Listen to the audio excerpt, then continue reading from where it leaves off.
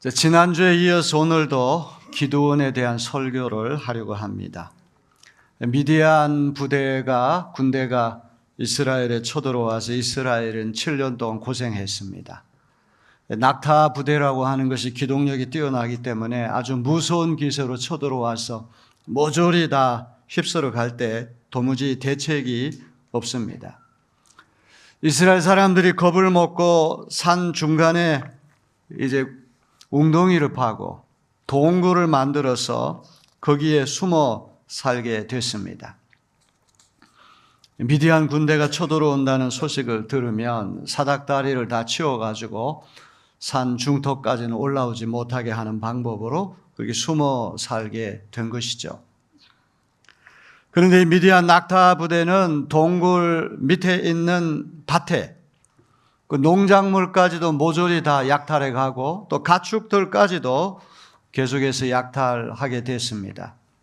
이런 위기의 시대에 혜성처럼 등장한 인물이 이 기드온이라고 하는 사람인데, 기드온은 처음 등장할 때 대단히 소심한 겁쟁이로 등장하고 있습니다. 미디안 군인들에게 발각되지 않으려고 타작을 하는데 넓은 마당에서 타작을 하는 것이 아니라 포도주 즙을 짜기 위한 그 바위, 조그만 그런 공간에서 그 타작을 했습니다. 겁이 많은 기드온에게 하나님의 사자가 나타났습니다. 하나님의 사자가 들려주신 제일 중요한 말씀은 출애굽의 역사입니다. 430년 동안 이스라엘 민족이 이집트에서 노예로 고생하다가 젖과 꿀이 흐르는 가나안 땅으로 인도하셨다. 하나님은 압제당하는 이스라엘 민족을 외면하지 않으시고 반드시 건져주신 하나님이시다. 그래서 미디안이 아무리 강력한 낙타 부대를 운용한다고 할지라도 하나님께서 반드시 이스라엘 건져주실 것이다. 이렇게 약속을 했습니다.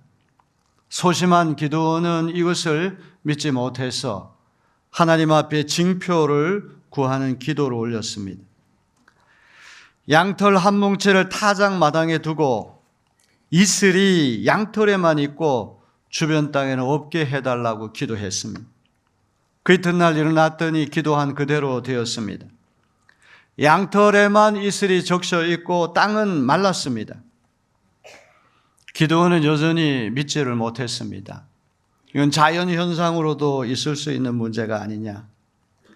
양털의 이슬은 마르기 어렵지만 땅의 이슬이라고 하는 것은 해가 뜨면 곧 말라버리기 때문에 이건 꼭 하나님이 하신 일이 아니라 자연현상으로도 일어날 수 있다. 또 하나님께 징표를 구하는 기도를 올렸는데 이번에는 거꾸로 땅은 다 이슬로 젖고 양털만 말라있게 해달라고 기도했습니다. 그랬더니 하나님은 다시 기드온의 기도를 들으시고 땅은 다 이슬로 젖었는데 양털은 말라있는 겁니다. 이거는 거의 불가능한 일이기 때문에 하나님 보여주시는 징표라고 해도 과언이 아닙니다.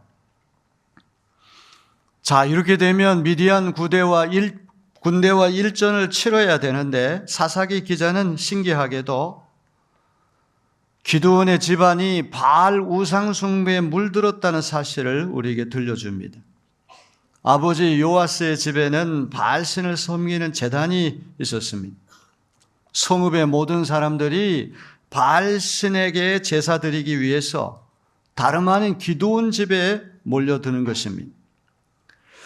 그렇기 때문에 전쟁하기 전에 제일 먼저 해야 할 급선무는 바알신을 섬기는 제단을 허물고 하나님께 예배드린 일을 회복하는 일이 제일 급선무입니다. 소심하고 겁이 많은 기드온은 대낮에 이런 일을 했다가는 마을에 폭동이 일어날 수 있으니까 마을 사람들이 알지 못하도록 쥐도새도 모르게 한밤중에 이제 제사를 드리는 것입니다. 바알신을 섬기는 제단을 허무는 일, 무서운 일이죠. 마을 사람들에게 맞아 죽을 수도 있습니다. 밤중에 아무도 모르게 바알신을 섬기는 제단을 회파하고 하나님 앞에 제사를 드렸는데 이튿날 동네 사람들이 이 사실을 알아차리고는 우르르 몰려오는 것입니다. 하나님의 백성이 바알 제단이 무너진 것을 놓고 분개한다. 이거는 본말이 전도됐고 주객이 이제 뒤집힌 그런 일입니다. 왜 미디안의 압제로부터 이스라엘 구한 기드온 이야기를 하기 전에 기드온 집에서 일어난 일을 먼저 소개합니까? 진짜 문제는 이스라엘과 미디안의 문제가 아니라 이스라엘과 하나님의 관계가 끊어졌다고 한 사실, 이것이 가장 큰 문제라고 하는 것을 사사기 기자는 우리에게 들려주고 싶은 것입니다. 미디안을 이기기 위해서는 먼저 영적인 문제부터 해결해야 합니다. 그래서 기드온이라고 하는 이름 말고 또 다른 이름을 이제 사사기 기자는 소개하는데 여룹발이라고 하는 이름이에요. 여룹발이라고 하는 이름의 뜻은 바알과 다투는 자, 바알과 싸우는 자, 이런 뜻을 갖고 있습니다. 이렇게 해서 이스라엘 이제 군대하고 미디안 군대가 전쟁을 하게 됐는데 소집령이 떨어지니까 8개 지파 사람들은 나오지 않고 4개 지파 사람들만 나왔습니다. 미디안 군대의 군인 숫자는 13만 5천 명이나 되는 대군입니다. 이스라엘 전 지파 12지파의 용감무쌍한 군인들이 차출돼서 미디안의 13만 5천 명과 싸워도 이길까 말까 한데 딱 4지파 3만 2천 명이 나왔는데 하나님 그 3만 2천 명을 다 줄이고 300명만 남게 하셨어요. 450대 1로 싸워야 합니다. 지난 주일에도 제가 말씀드렸던 것처럼 흔히 목사님들이 이 300명에 대한 말씀을 해석할 때 이 300명은 군인 정신이 투철하고 용감무쌍한 군인들이다. 물을 마시는 자세가 예사롭지 않은 사람들이다. 하나님 군인 정신이 살아있고 어떤 소수 정예 엘리트 부대를 데리고 13만 5천 명을 이기게 하셨다. 450대 1의 전쟁에서 이긴 것은 그 300명이 아주 특출한, 오늘로 얘기하면 공수부대 원쯤 되고 아주 특수부대 원쯤 되는 그런 엘리트 병사들이기 때문에 미디안 군대를 물리쳤다. 우리 이렇게 해석할 때가 많아요. 그런데 전쟁에서 이기고 지는 것은 군인 숫자나 무기에 달린 것이 아니라 하나님이 함께 하시는가 안 하시는가가 중요한 줄로 믿습니다. 사사기 7장 2절에 이런 말씀이 나와요. 여호와께서 기드온에게 이르시되 너를 따르는 백성이 너무 많은즉 내가 그들의 손에 미디안 사람을 넘겨주지 아니하리니 이는 이스라엘이 나를 거슬러 스스로 자랑하기를 내 손이 나를 구원하였다 할까 함이니라. 군인 숫자가 많고 무기가 대단하면 하나님이 우리를 도우신 것이 아니라 우리 힘으로 이겼다, 이렇게 주장하고 자랑할 것을 염려하셔서 300명이라고 하는 숫자로 줄이셨다는 거예요. 300명이 아니라 100명만 남아도 하나님 그 100명을 통해서도 13만 5천 명의 대군을 물리칠 수 있는 분이 우리가 믿는 하나님이신 줄로 믿습니다. 좀 아멘을 이쪽 동네가 좀 안 하는 것 같아요. 좀 크게 해보세요. 아멘 한번 해보세요. 아멘. 나는 이제 이쪽 건축하면서 이쪽에 이제 이사 와가지고는 막 엄청나게 기도하는 사람들이 몰려들고 새벽 기도도 많이 나오고 금요 중보 기도, 수요 기도회 구름대같이 벌떼같이 그렇게 몰려들 줄 알았어요. 근데 예전이나 지금에는 하나 달라진 게 없어요. 우리 금요일 날 우리 중보기도 학교에는 여기 우리 2층에까지 앉을 자리가 없을 만큼 좀 많이 들어와서 기도하는 우리 내리교회가 됐으면 좋겠어요. 건축하는 거 참 힘든 일 아닙니까? 우리는 다행히 그 토지 팔아가지고 일정 분량의 이제 우리가 예산이 있기 때문에 이렇게 순조롭게 시작됐지만 사실 이 피가 마르는 그런 일이에요. 오늘처럼 이 경제도 좋지 않고 힘든 때 우리가 다른 건 못해도 좀 기도만큼은 좀 뜨겁게 해야 되지 않겠습니까? 그래서 좀 아멘을 좀 크게 해주시기 바랍니다. 네? 저쪽 2층도 좀 아멘을 크게 해주세요. 네, 2층은 또 하늘에 더 가까우니까 더 크게 해야지. 네? 천국에 더 가까운 분을 더 크게 해야 될 줄로 믿습니다. 미디안 군대하고 전쟁을 할 때 사람이 중요한 것 아니고 무기가 중요한 것이 아니라고 하는 건 어떻게 알 수 있습니까? 300명이 13만 5천 명과 맞서 싸워야 됩니다. 450대 1의 무시무시한 전쟁인데 이렇게 전쟁터에 나가면 칼을 손에 들고 활을 손에 들고 창을 손에 들고 방패를 손에 들고 나가야 되는데 이상하게도 칼이나 활이나 창이나 방패 이런 무기는 전혀 지참하지 않게 하고 항아리와 횃불과 나팔을 들고 전쟁터에 나가라는 거예요. 이게 조금이라도 어떤 전쟁에 대한 어떤 우리가 상식이 있다면 있을 수 없는 일 아닙니까? 손자병법을 비롯해가지고 모든 어떤 군사 전력으로 본다면 이건 터무니없는 일이에요. 그렇기 때문에 300명이 특출한 어떤 공수부대, 특수부대원 출신이기 때문에 그들이 450대 1로 맞짱을 떠가지고 이겼다. 이렇게 해석하는 건 성서적인 해석이 아닌 것 같아요. 미디안 군대의 진영이 다 잠이 들어가지고 쿨쿨 잠자고 있는데 한밤중에 횃불을 항아리 속에 몰래 감춰가지고 그 진영 근처에 접근을 해가지고 어떤 명령이 딱 떨어지니까 항아리를 일제히 깨고 항아리 속에 숨어있던 횃불을 왼손으로 들고 오른손에는 나팔을 들고 주님의 칼이다, 기드온의 칼이다 함성을 지르기 시작한 거예요. 세상 모르고 쿨쿨 잠을 자던 미디안 군인들이 깨서 보니까 사방에 번갯불 같은 것이 왔다 갔다 하고 나팔 소리가 사방이 진동하니까 정신을 잃어버렸어요. 혼비백산 자중질환이 일어나서 서로 치고받고 하다가 스스로 자멸하고 말았다. 성경 그렇게 말씀하거든요. 300명이 엘리트이기 때문에 450대 1로 싸워서 이긴 것이 아니라 여기 터무니없는 명령, 항아리와 횃불과 횃불과 나팔을 들고 가라고 하는 말은 이거는 믿음을 간직하고 순종하라고 하는 이야기 아닙니까? 야, 세상에 450대 1의 전쟁을 해야 되는데 이건 날쌘 무기를 갖고 나가도 이길까 말까인데 항아리는 왜 필요하고 횃불은 왜 필요하고 나팔은 또 왜 필요해? 이렇게 불평하는 사람이 한 대여섯 명, 10명만 있다고 할지라도 웅성웅성하고 순종하지 않았을 텐데 이들이 하나님이 우리와 함께 하심을 믿고 순종했을 때 13만 5천 명이나 된 미디안 대군을 물리치는 신비한 기적이 일어나게 된 줄로 믿습니다. 이것은 사람이 한 것이 아니라 하나님이 하셨다는 고백이 나올 수밖에 없는 거 아닙니까?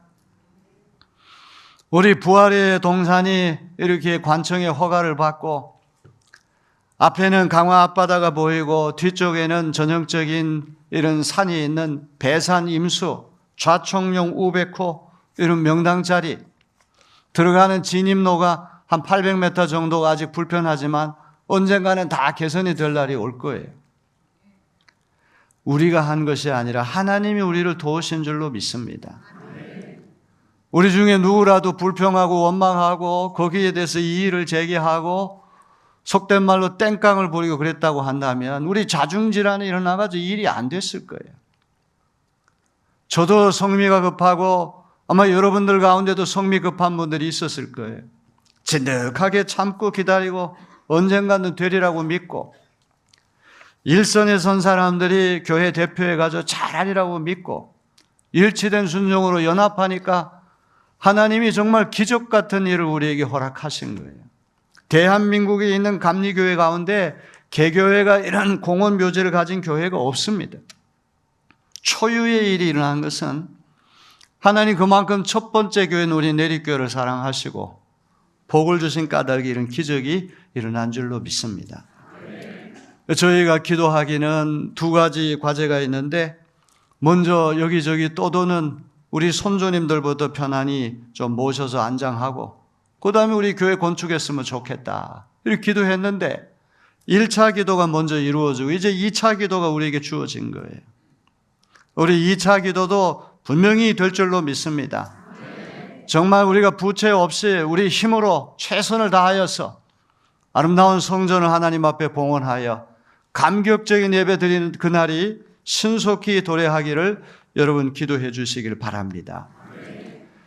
기드온과 300용사가 하나님의 은혜로 13만 5천 명의 미디안 대군을 물리친 다음에 이 낙타 부대를 동원해 가지고 이스라엘을 7년 동안 괴롭혔던 이 미디안 사람들, 그야말로 쑥대밭을 만들고 싹쓸이를 했던 미디안 사람들이 자취를 감추고 40년 동안 평화가 찾아온 거예요. 그런데 우리 지난주에는 기드온의 승리에 대해서 우리가 말씀을 들었는데 오늘은 기드온의 이 패배, 기드온의 몰락에 대해서 설교를 하려고 그래요. 성경이라고 하는 책은 참 정직한 책입니다. 어떤 인간도 온전한 인간은 없어요. 다 결점이 있고 흠이 있고 섰다고 생각하는 자는 넘어질까 조심하라. 그런 성경 말씀 그대로 이렇게 전쟁 영웅인 기드온도 끝까지 달려갈 길을 다 가지 못하고 말년에 다시 바알신을 섬기는 우상숭배의 길로 가고 특별히 자식을 70명이나 거느리면서 이제 집안에서부터 큰 이제 문제가 생기게 된 것입니다. 오늘 읽은 말씀에 보니까 기드온은 유독 많은 아내를 거느리면서 아들이 70명이나 된다는 사실을 우리에게 들려주고 있습니다. 고려를 세운 태조 왕건은 총 29명의 부인과 결혼해서 25명의 아들과 9명의 딸을 두었다고 그래요. 삼국시대, 후삼국시대를 거치면서 고려가 개국이 되었다고는 하지만 정치적으로 안정이 되지 않고 이 어떤 조선 팔도의 호족들, 토호 세력들, 각 지방마다 아주 힘센 사람들이 있으니까 이제 그 사람들과 협력하여 전국을 다 통치하려면 정략 결혼을 할 수밖에 없어요. 그래서 그 지방 영수 수령들의 딸들하고 결혼을 해서 25명의 아들을 두었다고 하는 이야기입니다. 그런데 기드온은 여러 아내로부터 아들의 숫자가 70명이나 달해요. 여기 딸들의 숫자까지 합한다면 100명이 넘을 것입니다. 자, 이 70명이라고 하는 아들이 문제가 될 수도 있겠지만 더 중요한 문제는 70명의 아들은 그래도 이스라엘 여인하고 결혼해가지고 같은 동족끼리 결혼해서 낳은 자식들인데 이 세겜 족속 이스라엘 사람이 아닌 이방인 여인과 이제 사이에서 아들을 낳았어요. 오늘 성경은 분명히 첩이라고 말씀하잖아요. 콘큐바인이라고 하는 콘큐바인 영어로 첩.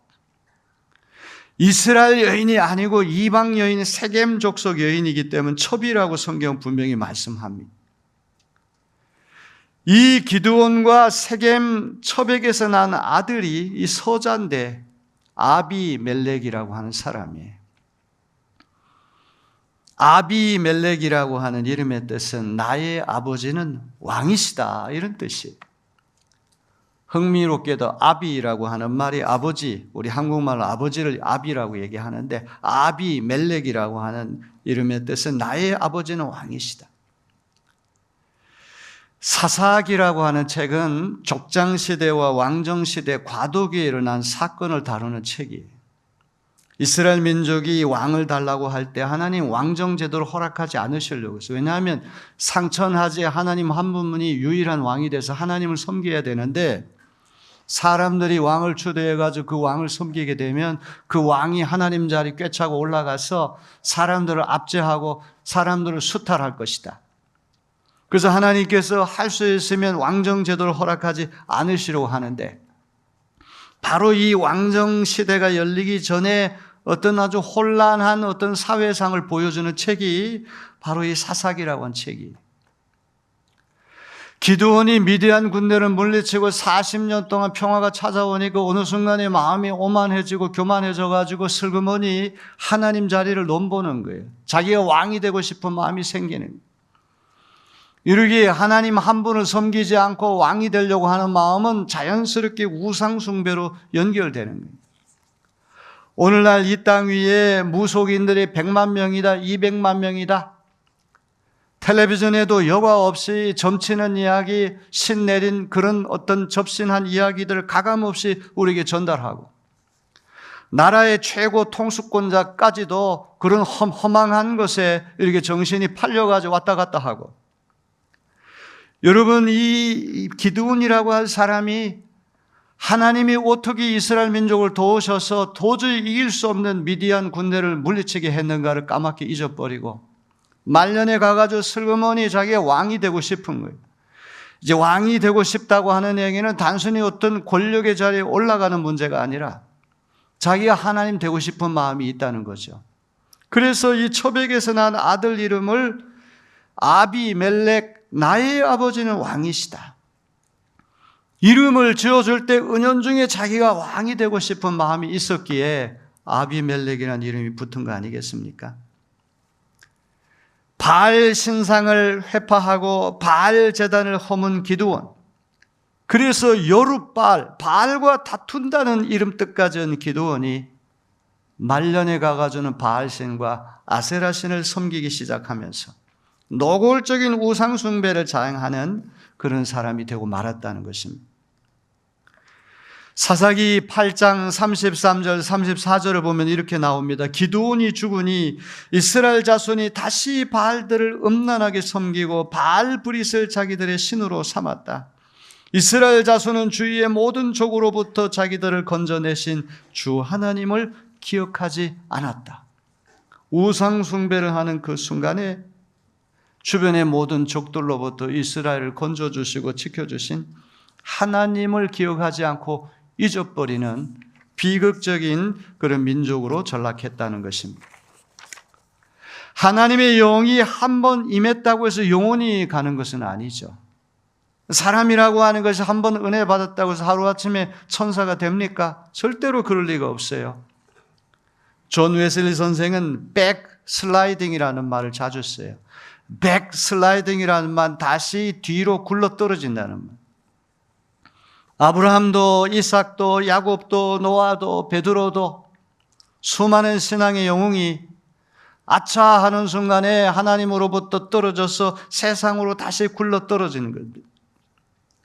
진정한 왕이신 하나님 한 분을 제쳐놓고 자신이 왕의 자리에 올라가려고 할 때 권력을 잡고 유지하기 위해 혈안이 되고 마침내 하나님을 버리고 바알신 아세라신을 섬기는 우상 숭배자가 되고 마는 것입니다.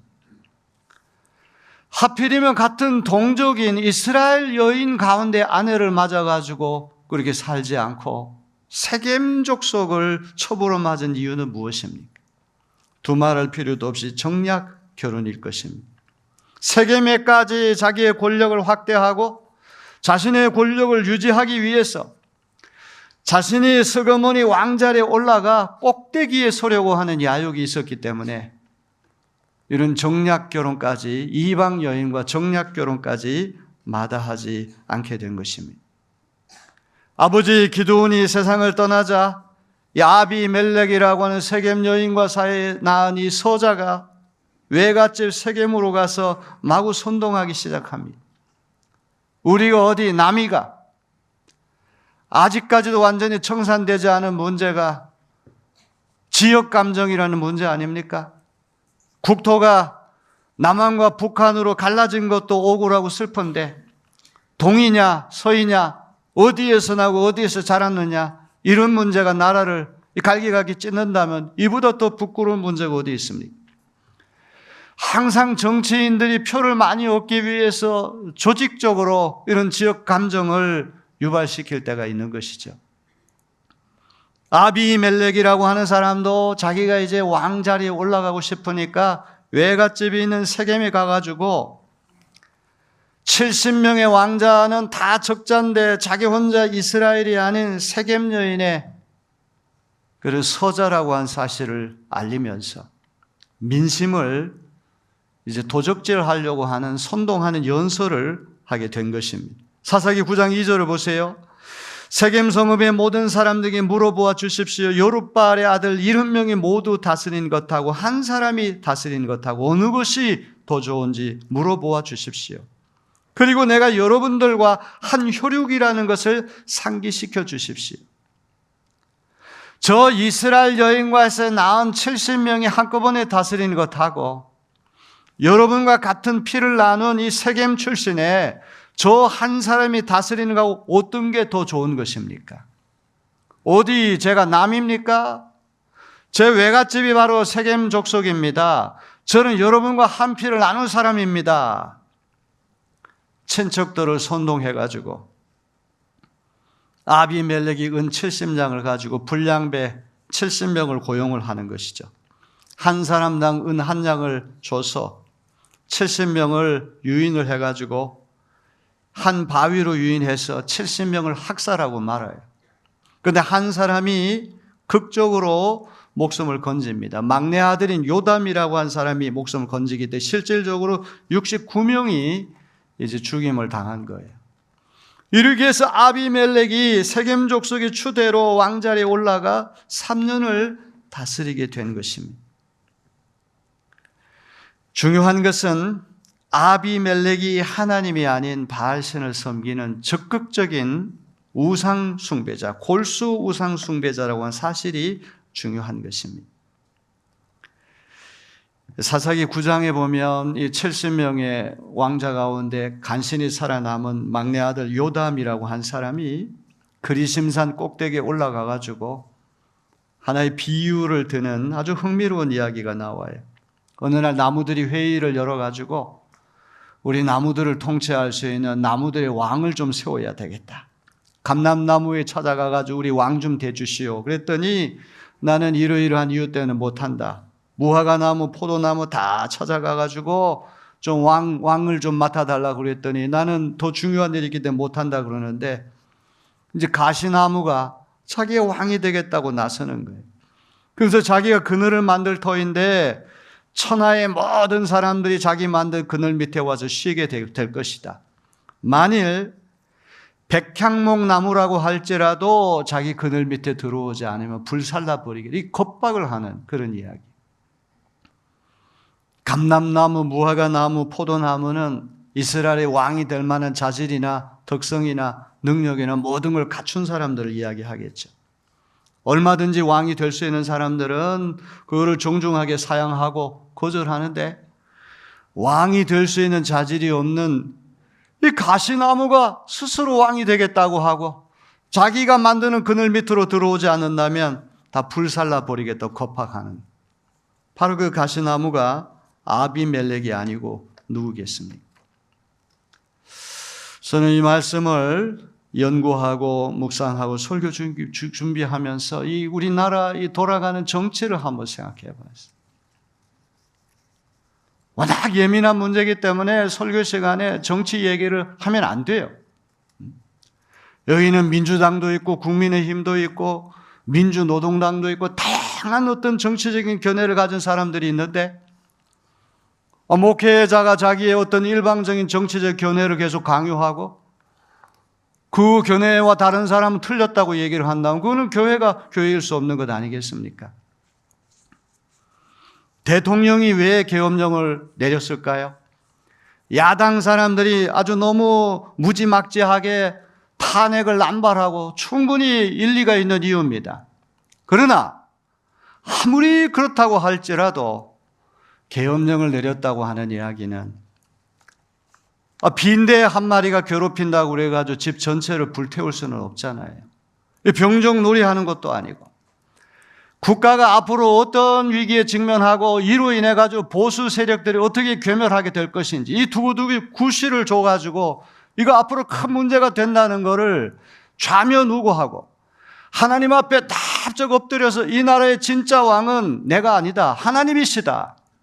이걸 인정했다면 그런 무모한 짓을 하지 않을 거예요.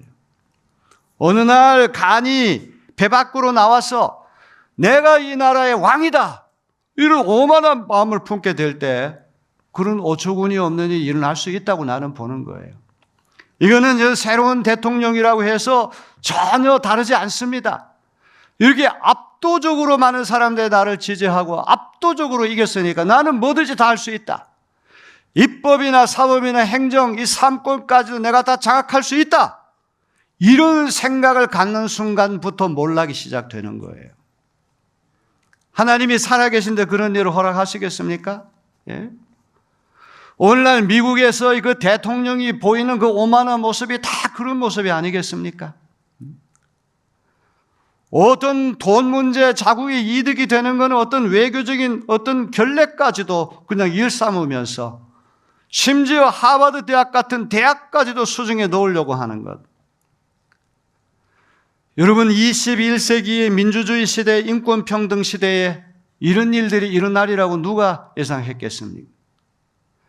저는 이 이야기가 다른 이야기가 아니라 권력의 맛을 들인 이들이, 권력이라는 괴물의 맛을 들인 이들이 하나님 한 분만이 진정한 왕이라고 하는 것을 잊어버리는 순간에, 자기가 마치 진짜 왕이 된 것처럼 착각하는 순간에, 그때 내리막길로 달려가고 그때 몰락의 길이 온다고 하는 사실을 사사기는 우리에게 들려주는 줄로 믿습니다. 아비멜렉이 왕 된 지 3년이 지나서 어떻게 됐습니까? 이제 이 세겜 사람들이 또 들고 일어나가지고 반란이 일어났는데 또 무자비한 보복을 해가지고 많은 피를 흘리게 했어요. 한 여인이 세겜의 맷돌 윗짝을 아비멜렉의 머리에 내던져서 두개골이 부서져서 죽게 됐어요. 이름 모를 여인에 의해서 죽임을 당하게 된 것입니다. 어떤 용감무쌍한 군인에 의해서 전사한 게 아니에요. 무기가 아닙니다. 콩이나 밀을 갈던 맷돌에 맞아서 비극적으로 죽게 된 거예요. 아비멜렉이 여인에 의해서 죽었다는 말을 듣기 싫으니까 부관에게 명령해서 젊은 병사가 자기를 찔러서 죽었다고 하는 말씀이 나옵니다. 모두가 왕이 되려는 시대의 비극, 하나님을 버리고 스스로 왕이 되려는 사람들의 비극. 기도원의 두 번의 설교를 통해서 우리가 들어야 할 건, 누가 내 인생의 주인이고 누가 내 인생의 왕이고 누가 우리 가정의 왕이고 누가 우리 교회의 왕이고 누가 이 국가의 진정한 주인이고 왕인가? 이런 문제를 도전하는 책이 사사기인 줄로 믿습니다. 사람이라는 건 누구나 다 이게 잘못될 수 있어요. 타락할 수 있어요. 끝없는 자기 성찰을 하고 자기 연약함과 부족함을 절감하고 하나님 앞에 납작 엎드리지 않으면 어느 순간 고개를 까딱까딱하면서 자기가 왕이 된 것처럼 착각하는 그 순간부터는, 그때는 계속해서 몰락의 길만 있다고 한 사실을 우리는 잊지 말아야 할 것입니다. 많은 분들이 이렇게 이제 대통령이 바뀌어가지고 조금 안정이 되리라고 생각하지만, 저렇게 입법, 사법, 행정, 삼권을 다 장악하는 순간에 앞으로 어떻게 될 것인가? 더 겸손하게 낮아지지 않으면 윤석열 대통령이라고 해서 이재명 대통령이라서 다를 게 있겠습니까? 다 똑같은 죄인이고 사람일 뿐인데, 그렇지 않습니까? 그래서 우리 국민들이 정신을 똑바로 차리고 불의한 일에 대해서는 항거할 줄 알고 양심이 살아야 되고 국가가 바른 길을 가야 되지 않겠습니까? 그런 믿음이 오늘 우리 모두에게 있어져야 할 줄로 믿습니다. 교회 일도 그런 것 같아요. 목사가 왕입니까? 목사가 무슨 왕이에요? 섬기는 종이지. 장로님이 왕입니까? 주인입니까? 자기 돈을 다 투자해가지고 이 교회를 자기가 세우고 그랬다고 할지라도 우리는 주님의 종일 뿐인 것입니다.